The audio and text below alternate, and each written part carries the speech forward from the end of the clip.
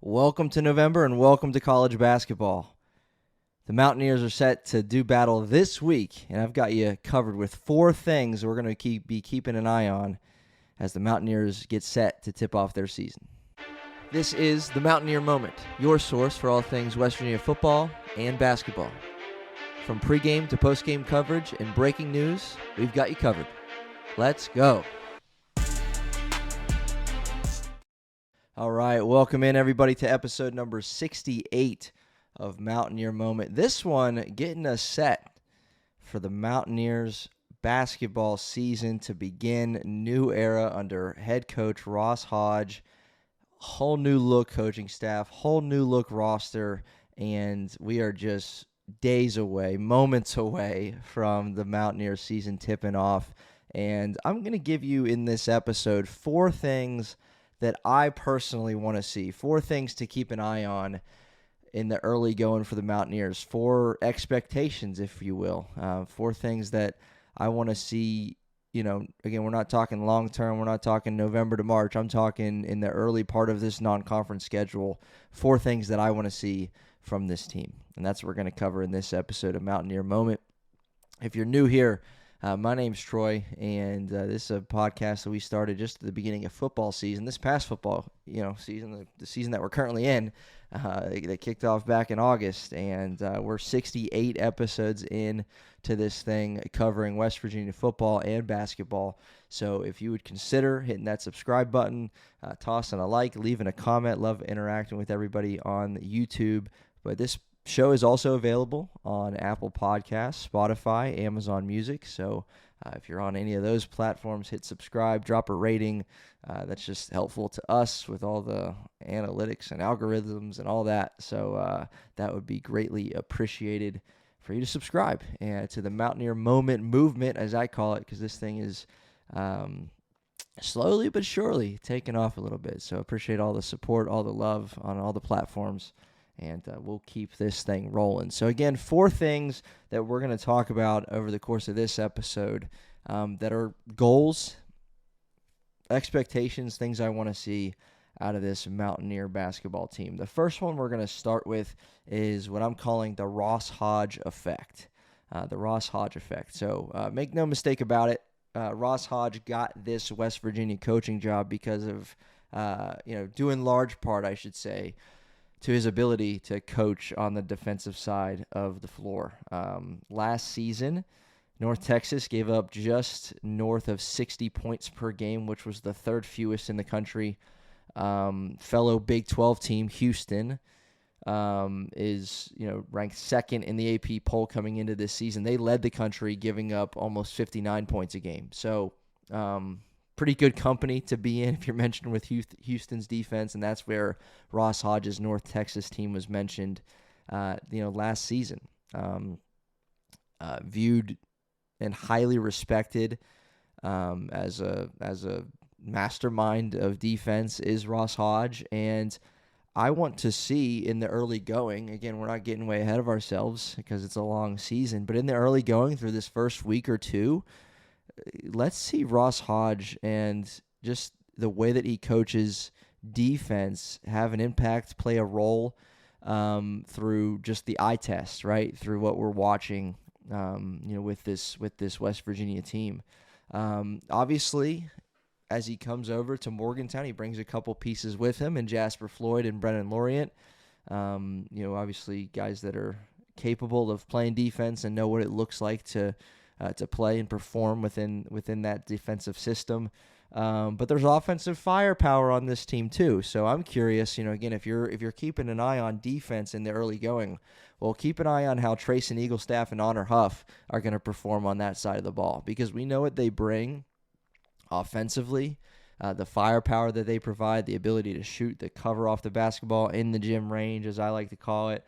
And, how much are they going to grow and improve? Obviously over the course of the season, but man, just getting down in a stance and playing defense, not letting your man by you, playing help defense, getting in passing lanes, getting steals, things like that, are things that I want to see, not just from the guys that are, more proven defenders, but I want to see Ross Hodge in this defensive scheme and game plan trickle down to, from the starting five to the last man off the bench. I want to see Ross Hodge's defensive system give opposing offenses fits, right? I mean, we remember, obviously, Press Virginia in the days with Bob Huggins, who preached defense too, but just excited to see that element of West Virginia's basketball team in the early going especially. So keep an eye on that, and I want to see it have a big impact. I want to see teams, shot clock violations. I want to see 25 turnovers. I want to see, holding a team to 14 points and a half, like just wild stuff like that you can grow accustomed to when you're in it, right, over the course of a season, but like that would be fresh and new because we haven't seen that in a while, if that makes sense. So those are just some things I want to see as far as this defense, right? We know what Brenen Lorient and Chance Moore, who's going to miss a few games to start the season, but Harlan Obioha, we know like the impact that they can just instantaneously have in this system. But keep an eye on the offensive-minded players, those guys we brought in to score points, and how they are going to benefit and showcase what they can do and how they've improved defensively, through camp and all of those things to gear up for the season. So that's number one, is defense. Ross Hodge, show me what you got, brother. Like, let's do this. Let's really give opposing offenses fits.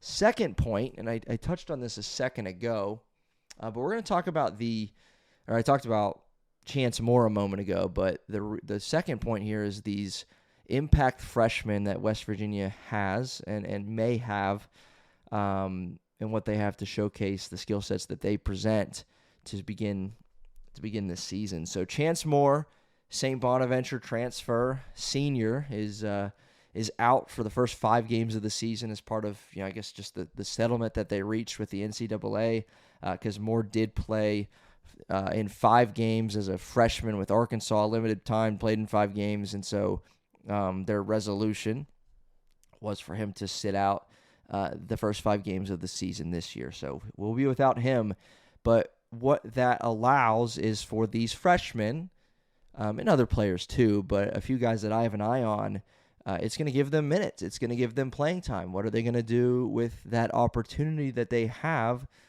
to have an impact, right? It's interesting because, unless you recruit, heavy 5-stars or 4.5-star recruits, like 3 and 4 stars that West Virginia guys, that you have coming in, you never really know what you got until you see them on the floor in a real game. You think back to, you go as far back, goes really, really far back, but you go to Javon Carter and Daxter Miles. Those were guys that had an impact on the Mountaineer team as freshmen.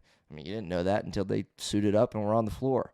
You think about Deuce McBride in the year that he had as a freshman and then obviously took off as a sophomore. Took off in terms of just the season that he put forth before heading over to the NBA, and he's having a successful start to another season in the NBA for him, so shout out to Deuce McBride. There's other guys, right? Those are obviously the big names and guys that have had a big impact, but there's other impact freshmen that we've seen that you didn't know in October, but in November, December, January, as the season progressed, they became very, very pivotal parts of the team. So does West Virginia have that on this team? And I think you might be able to see some of that in the early going. What I want to see, again, if this is an episode dedicated to just goals that you want to see from this team, I want to see some of these freshmen have an impact. So the guys that I have my eye on are the point guard Amir Jenkins, talented 4-star recruit, who's likely to receive the backup minutes to Jasper Floyd.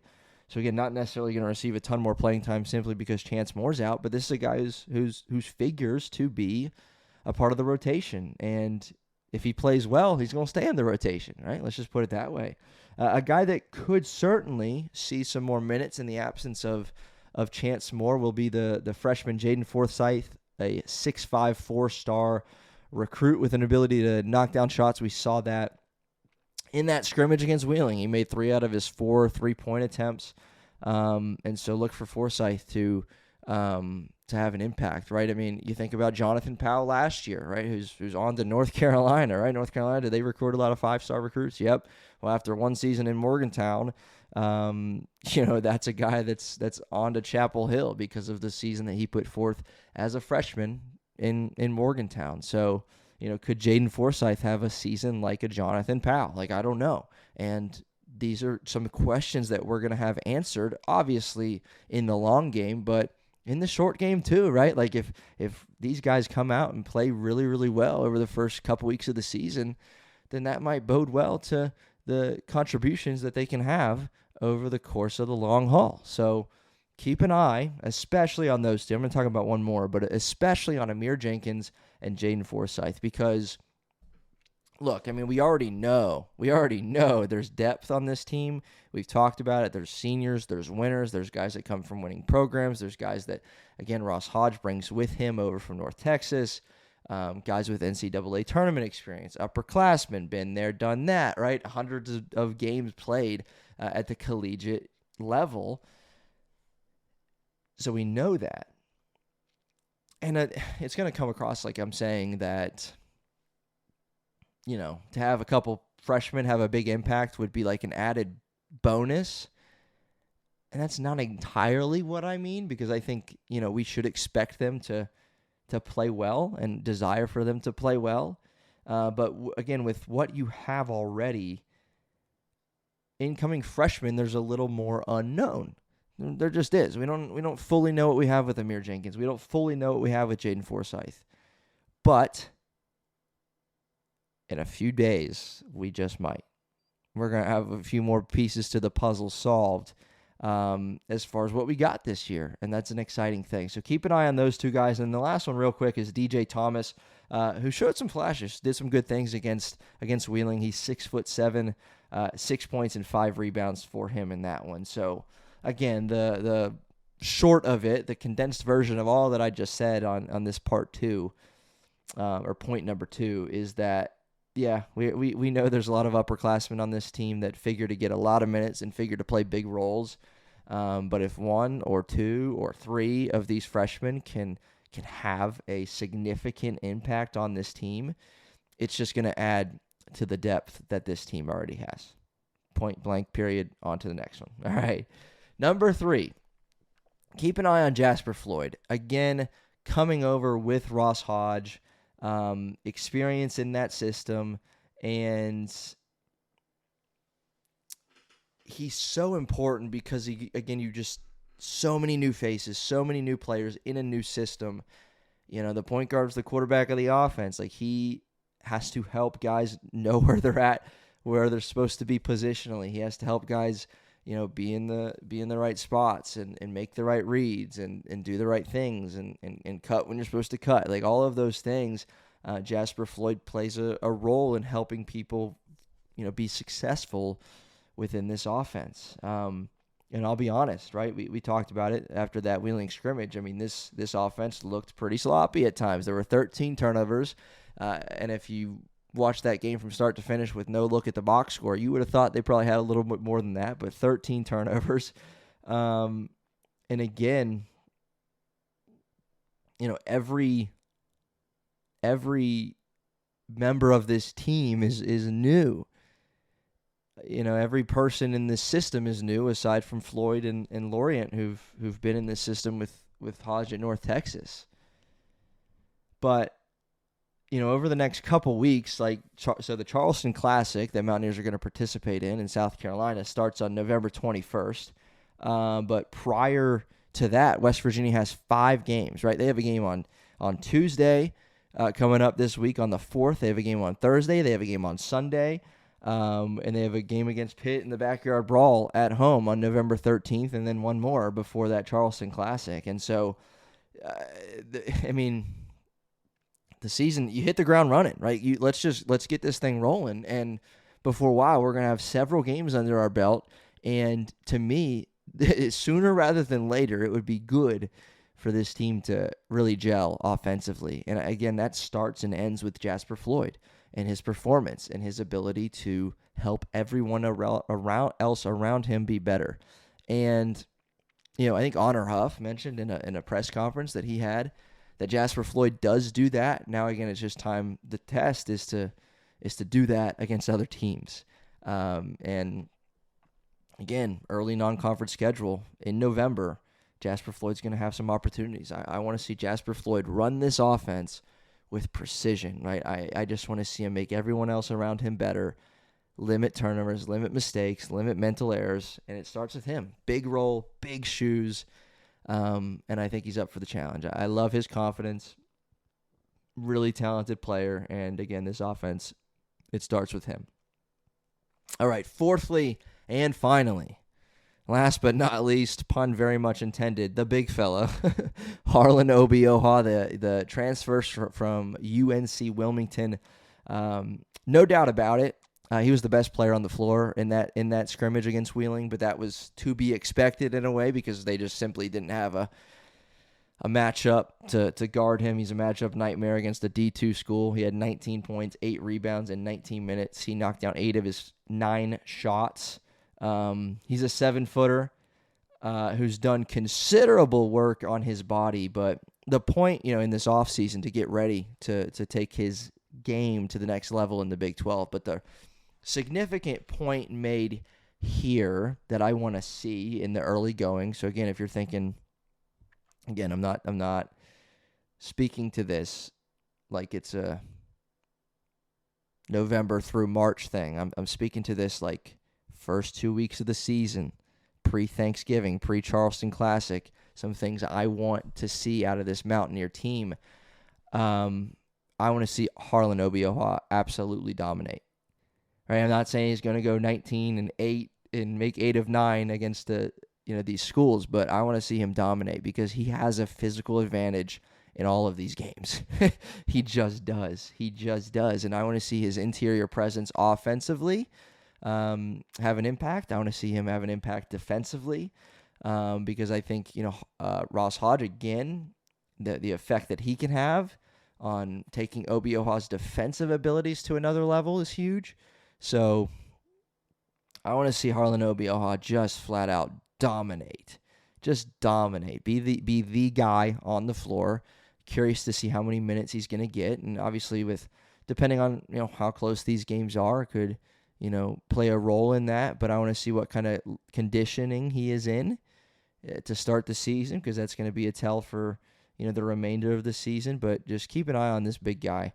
Again, who will likely have several different mismatches over the course of the Mountaineers' start to the season. So keep an eye on him. All right, so just to recap, these are 4 things I'm looking for out of the Mountaineers in the early stages of the non-conference play. 1 is defense. Ross Hodge, man, you are terrific. Just a terrific basketball coach on the defensive side of the floor, especially third of the nation in points allowed per game last season in North Texas. I want to see that brought to Morgantown, and I don't want to wait for it. I want to see it now in the early non-conference.